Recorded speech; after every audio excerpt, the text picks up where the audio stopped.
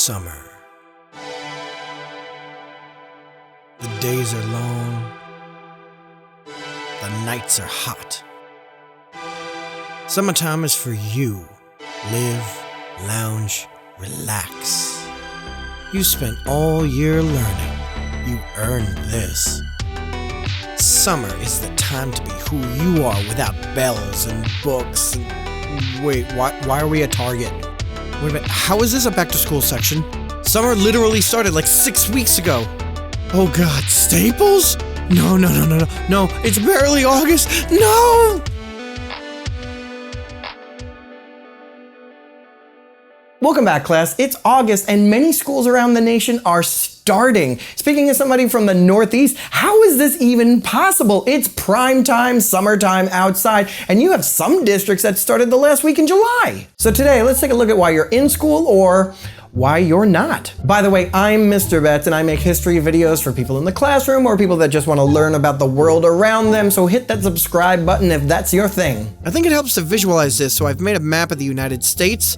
Hopefully your brain hasn't been on summer vacation too long to figure that out. So what I've done is taken the largest district for each state and plotted which week they will begin their 2019 school year. First week of August, and we got the Deep South represented with Louisiana through Georgia, along with some assorted flyover states. Second week sees the plains kicking in, as well as the non-coastal southeast, some of the southwest firing up as well. Week 3 kind of seems a little scattershot with basically a little of every region other than the northeast starting up. The last week of August has some big shots like Texas and Virginia going. And finally, September, post-Labor Day, as it should be, features the first day of school for most of the Northeast, Great Lakes, so, ooh, Washington, I see you up there. So how have these 50 nifty United States created a system so staggered that it takes an entire month to get everybody back in the classroom?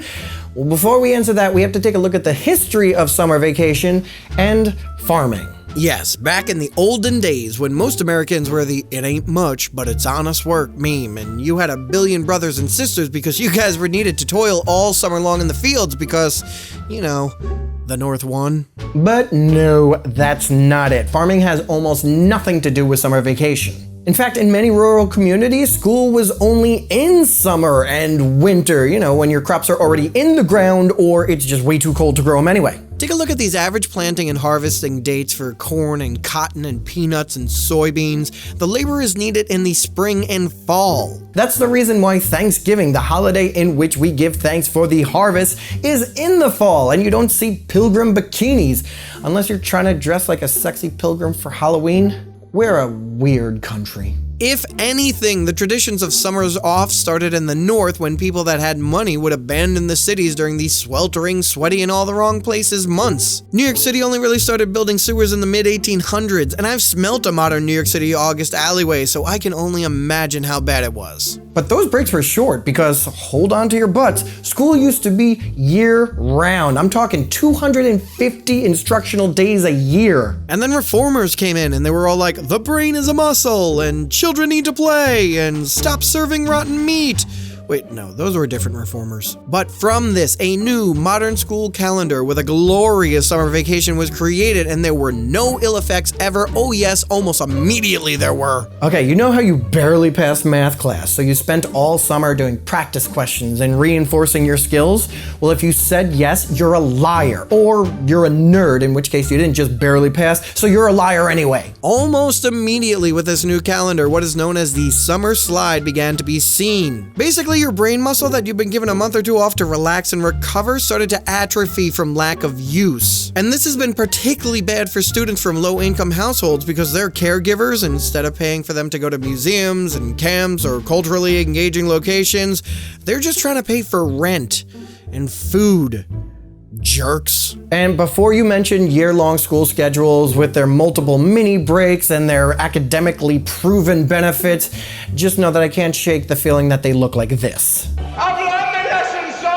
I see now what I've never seen before. So we've established that summer vacation is inherently evil, and much like skipping the gym or watching 90 Day Fiancé, I don't care, I'm gonna do it anyway. But in the last couple of decades, a lot of school districts have been sliding school start times into August and some even into July, which I think constitutes a hate crime, but there has been a lot of pushback. If you are in a state with a premier metropolis, I'm looking at you, New York, Boston, Chicago, Philly, Dallas, Detroit, you're probably looking at a later starting date. For the past 100 years, this has been the tradition, and like using pennies, traditions are hard to break. But since most districts don't cover entire states, you're likely to find the burbs and rural areas having earlier starting times. So if you're currently commenting about how the math that I had at the beginning is wrong because you started 2 weeks earlier than that, it's based on the largest district in your state, which is probably a city district. So stop. Another common reason for later starts is tourism. Places that rely on tourism tend to have later starts because real, true summer months are much more valuable from a tourism perspective. There's a ton of money to be made in August, and people making that money spend that money to make sure that they can still make that money. Florida, Missouri, Maryland, these are just some states that had actual laws on the books that prevented earlier school starts, and those laws either had to be circumvented or repealed altogether. But why would you do this? Why do so many districts want to start early? I mean, look out there. It's incredible and hot and lazy. It's summer. The beaches are open. I could climb a mountain. I'm not going to, but theoretically I could. Oh, Mr. Wade from Virtual History 360. What you up to? Teaching. It's the second week of August. Oh, that stinks. No, actually it's pretty great. The holidays align better with the academic calendar. Students have more time to prepare for their AP classes, and we'll get out by Memorial Day. I'm sorry, Mr. Wade. I can't hear you over all this northern summer. I gotta go.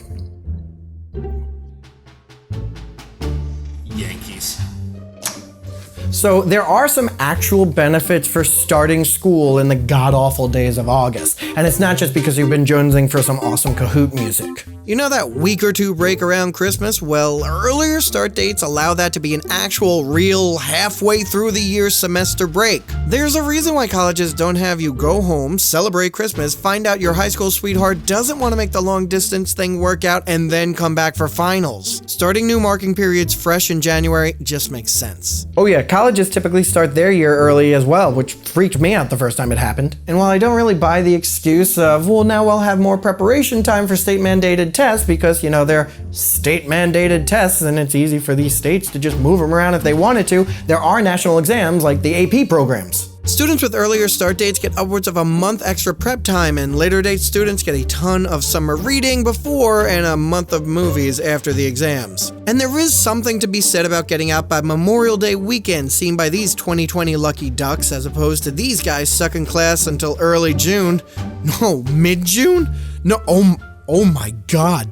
New York City, your last day of school is June 26th? I mean, I know that's only like 6 days after the summer solstice, but what the fart? Listen, starting in August probably is for the best. I'm not gonna do it, but it's probably for the best. Let me know what you think down in the comments. And if you are getting ready for back to school, maybe you're a kid, you need a new backpack, or you're a teacher, you need decorations, or maybe you're not going back to school, maybe you just need toilet paper. If you're gonna shop at Amazon, do me a favor and use my affiliate link. It's the first one down in the description. It will save you absolutely no money, but if you use my affiliate link, I get a little bit of a kickback and it helps support me as I make the videos on this channel. Everybody has something they've been meaning to buy on Amazon. I'll make sure I link it to something fun. It's a way for you to support the channel. Thank you. And tell me in the comments when you think school should start, or if it's already started for you. Let me know how you feel about it, and make sure you subscribe, because whether you're in school or not, we could all learn a little bit more about our world. Be safe. I'll see you next time.